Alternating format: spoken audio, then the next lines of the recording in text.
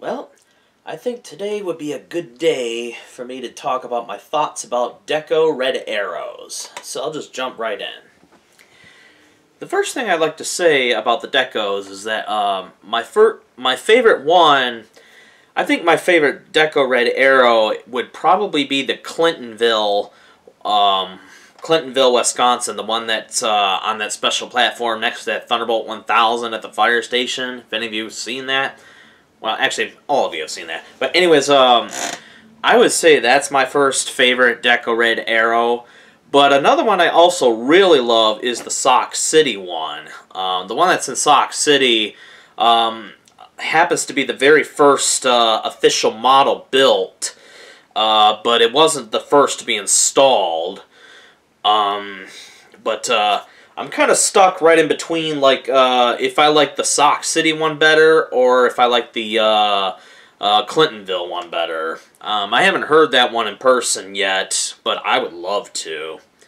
But anyways, what I like to say about Decot Red Arrows is that I truly believe they're excellent sirens. They're not one of my favorites, but they are awesome. Just totally awesome. The thing is that what I believe is that I believe when Theodore Decot invented that siren, I would say he did a remarkable job on developing or inventing a true two-tone siren that actually would be considered easy on the ears, especially from a distance, because as dual tone, with it having two different pitches being played together at a real good harmonic frequency, that makes it very distinctively recognizable from a distance, unlike single-tone sirens. But anyways, I truly believe that Theodore Decot did a really wonderful job developing the sirens that he manufactured, and I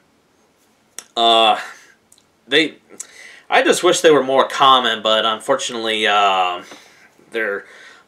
most of them I see are usually in Wisconsin, but there are some other states that have some or did had some, but I do know that the thing I want to also say about Decos is that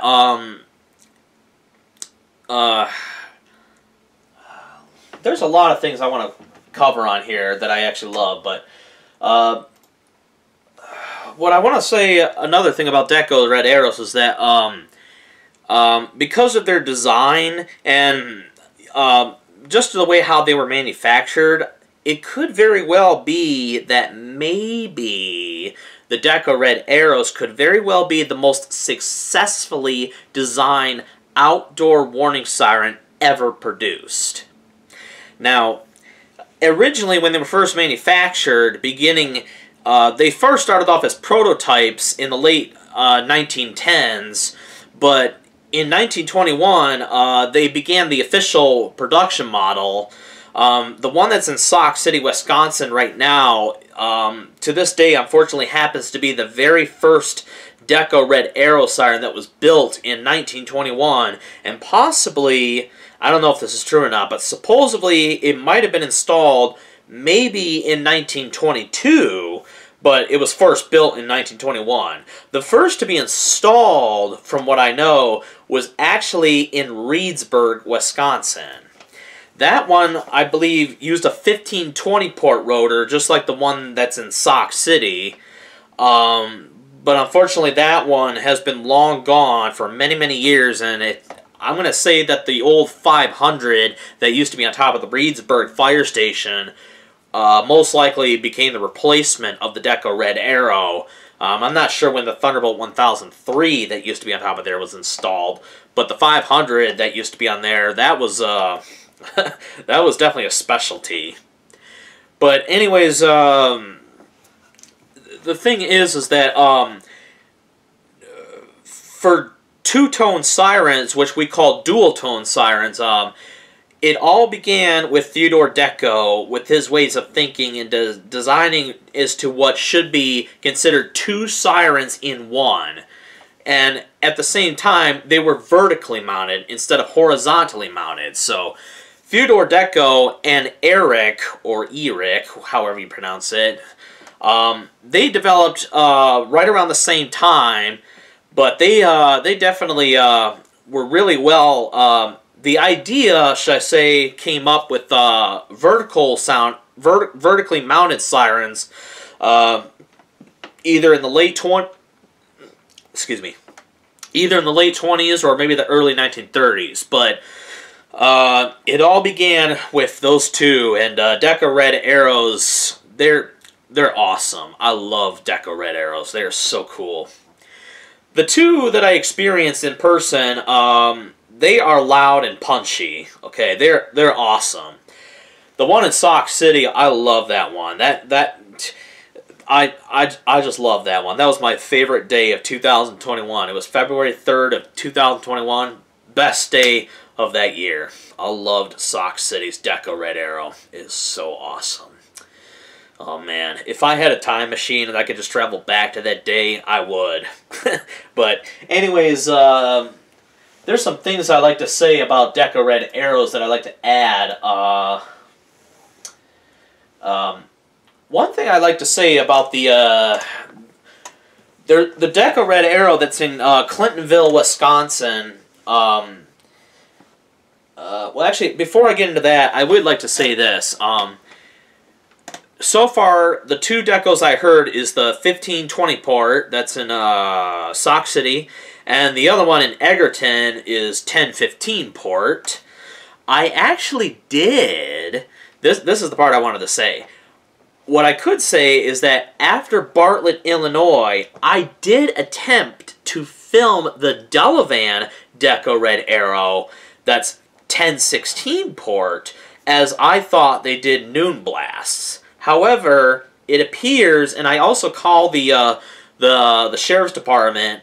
They unfortunately said that they used to do that, but unfortunately they don't anymore. And it appears that I believe they only test on the third Wednesday of the month, if I'm not mistaken. I'm not sure about that, so it's kind of a slight bummer that it didn't go, but it didn't bother me because I was already happy enough with the fact that I got the most important siren filmed during my Wisconsin trip last month, which was Bartlett, Illinois. I really wanted to hear a P50 so bad. That was on my bucket list. I had to hear a P50, and because I did, and I was so impressed with it, it didn't faze me that the Delavan was a no-go, but I wish I could have heard that. But Delavan is not one of my favorite 1016 ports.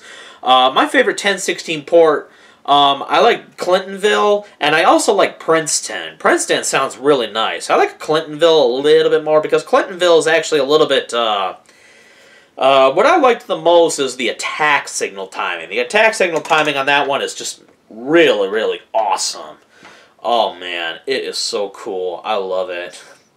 I really hope someday in the future I can hear that siren. I would so love to hear it. But there are some things I like to share that I got some information off of a YouTube user who actually studies Decot Red Arrows, and he also has manufactured a few mini Decot Red Arrows of his own, and I'd say he did a very well job. But anyways, the one that's in Clintonville, they try to replace it with a Thunderbolt 1000. However, they felt that the Thunderbolt 1000, first thing I'd like to say is the Thunderbolt 1000 was installed in the early 1960s, okay? So because of that, it would have a 5M blower. And because it's a single tone, it would have to be the loudest of any Thunderbolt sirens, because with the 5Ms producing the most amount of CFM of air, and because single tone Thunderbolts are a little bit louder than dual tone Thunderbolts, comparing the Thunderbolt 1000 that's there to a Decot Red Arrow, you think that the Thunderbolt 1000 would actually be louder, right? Well, as it turns out, it appears that the Decot Red Arrow, I don't know if I should say it outperforms the Thunderbolt, but as far as sound-wise, especially from a distance, I truly believe the Decot Red Arrow is the winner. But anyways, the fire department kept the Red Arrow because apparently they said that the Thunderbolt was not really, it didn't perform as well, should I say, as the Decot Red Arrow. But they reserved the Thunderbolt for civil defense uses, and the Decot Red Arrow that they have got rebuilt entirely. So I'm very glad they kept that siren. Let me see here.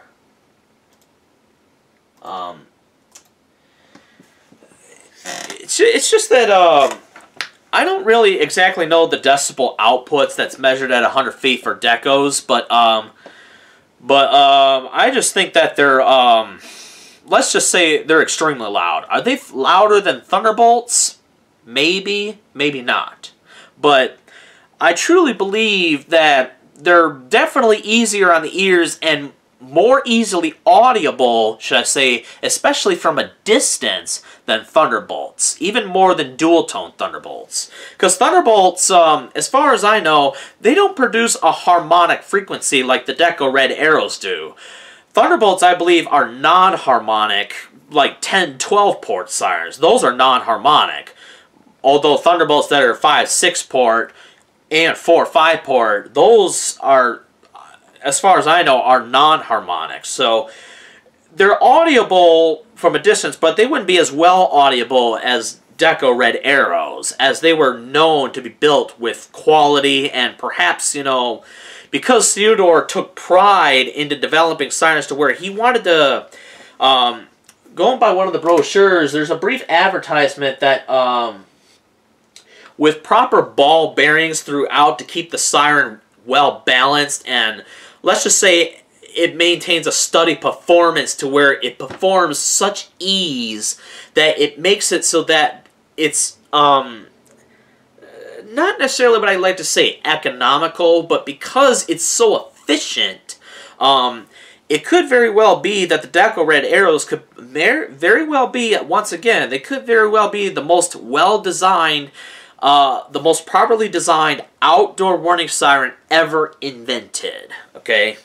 Now, that may not actually be a fact, but I truly believe they are the best. But anyways, the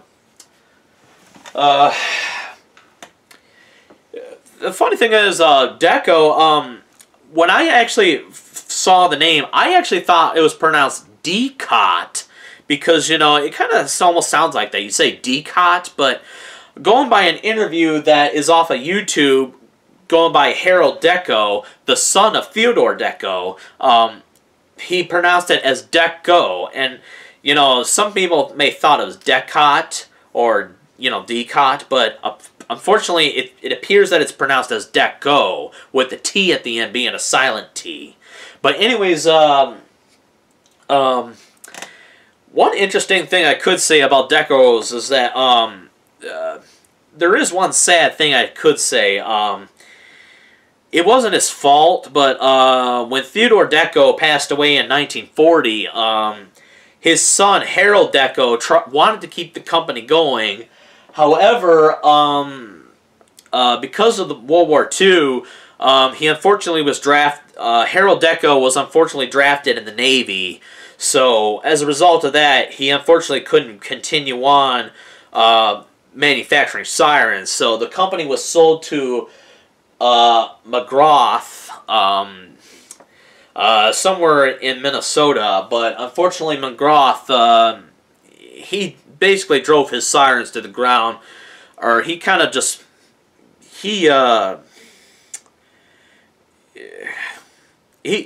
He did not do really well. Basically, it's kind of like Horman from, you know, American Signal, when he kind of basically drove Dale's sirens to the ground, and then Dale Muller bought American Signal all over again and started his new line, a Tempest line. So I guess it's similar like that, but I'm going to probably guess McGraw had possibly a more worse outcome than Horman America. I don't know. I could be wrong. But McGraw, the thing is, he didn't uphold quality control. The sirens he made had problems ranging with stators cracking, motors burning out, and not getting the same sound coverage range as the original Sauk City sirens, like the ones that Theodore Decot produced. So that's kind of a sad thing, you know. It's really sad of what happened, you know. But McGrath also got involved in a lawsuit, but wasn't around the siren company. He was trying to sell workers' gloves for higher prices than he should have been legally sold for. So McGrath, unfortunately, let's say he was a scammer in some ways. You know, he was a ripoff, sadly. It's just sad because Theodore Decot apparently was the exact opposite. He worked hard. He never liked to sugarcoat anything, and you know, he didn't try to hide things. And it seems like he cared enough to where he wanted to manufacture with quality and precision. He actually took the time to do that, you know. And Theodore Decot is just,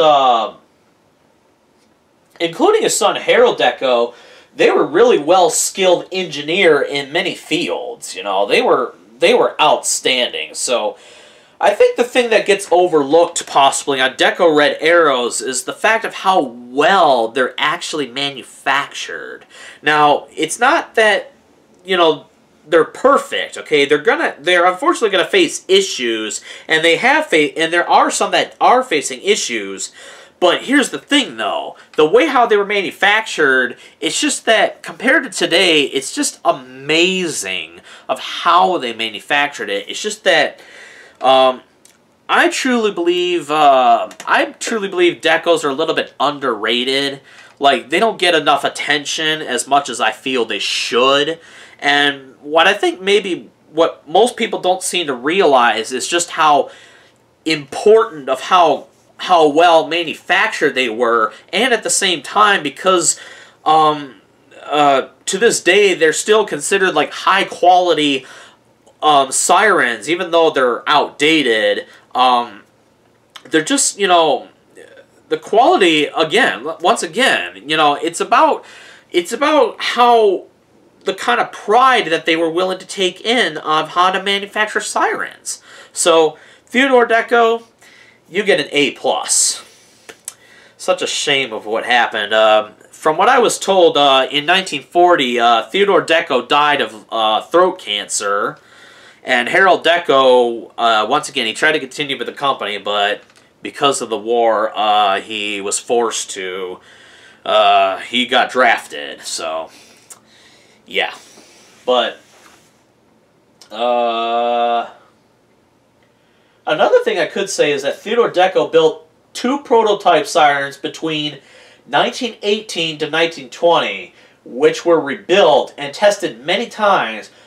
Both sirens were tested in Reedsburg in 1921, but the first tests were not success because the siren he used rotors made from welded scrap pieces. But anyways, when they were rebuilt again with cast aluminum rotators and were a success, Sauk City was the first one built, but Reedsburg was the first one sold and installed. When the siren got removed in Reedsburg, it was supposed to go to a town museum. However, unfortunately, it ended up getting dumped. So the Reedsburg Decot Red Arrow, the first to be installed, not the first to be built, but the first to be installed, is gone forever, has been gone forever for many, many, many years, sadly. But the most important one, should I say, the one that's in Sauk City, because that happens to be the very first official production model to be built. Most likely the second to be installed, but the very first to be built which was 1921, because I wanted to film it in 2021 as celebrating 100 years of a successful siren that was first built in 1921, still sounding off to this very day. It's just absolutely amazing. I had to do Sock City. That was the real reason why I went there in 2021. I just had to witness a 100-year-old siren that, oh man, great quality. Now, unfortunately, the siren has been rebuilt several times throughout the years during its use of service. Of course, even well before I got to notice about the siren, but despite the fact that it has been rebuilt at least like maybe 5 times, just an educated guess, the fact that Sock City decided to keep that siren, that's a bonus. They actually were thinking of scrapping it sometime in the 1970s, but luckily they kept it. Good job, Sock City. I'm so proud of you guys. So anyways, what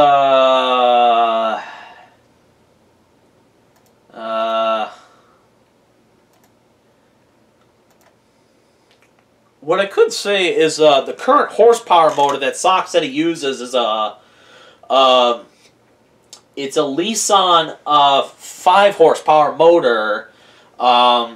It produces about let me see. Let me see.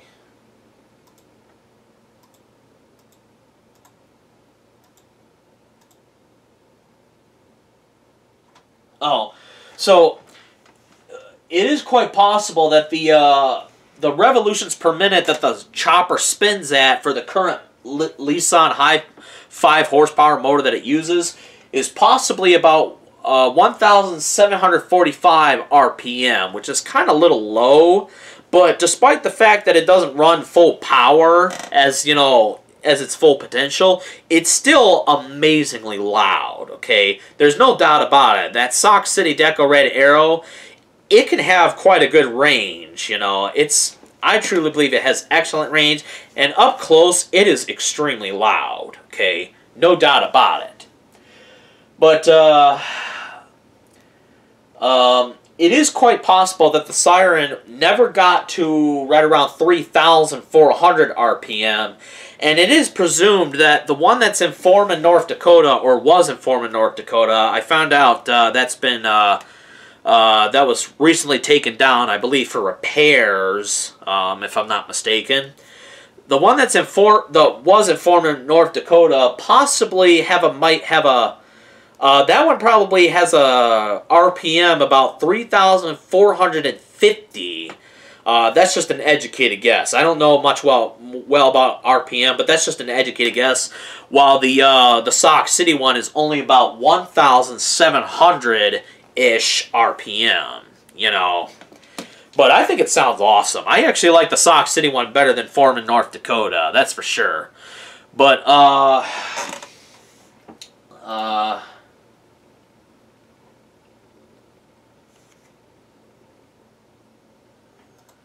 think, that's about everything I could probably want to say on here for Decot Red Arrows. But, the thing is Decot Red Arrows, they really are, they're awesome sirens, okay? They're not my favorites because, again, I didn't grow up hearing with them, so, you know, but the thing is, they're really awesome sirens. I'm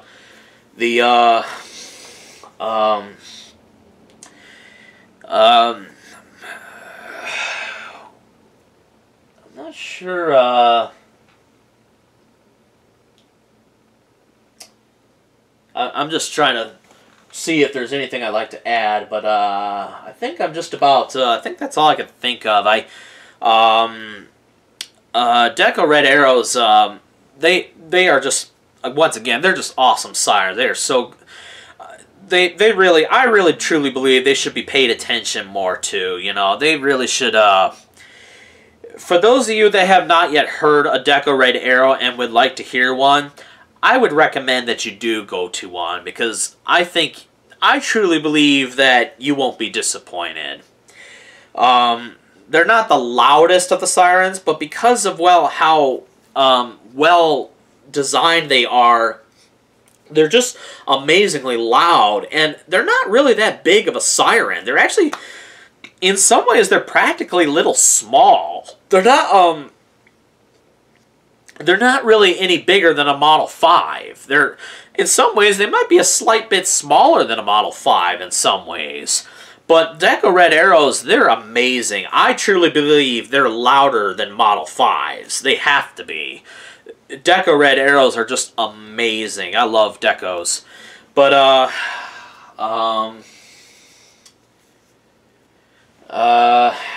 will I be filming more Decot Red Arrows in the future? I would like to, and I do plan on doing that, but I'm not sure when. I would like to hear Clintonville, but Clintonville, they used to use theirs for fire calls, but from what I heard, I think they stopped doing that. But as far as I know, that Decot Red Arrow should still be active, but it's just that they don't use it as much as they used to, and the Thunderbolt that's there is their primary siren for weather warnings, while the Decot would probably be the backup. And, you know, but I just hope to this day I get to hear that. But another one I would love to hear is Princeton. You know, Princeton actually has a higher RPM than the one that's in Clintonville. Princeton would actually be really nice to hear, but the problem is they only do noon blasts, as far as I know. They don't do a full 3-minute run, you know, and such like that.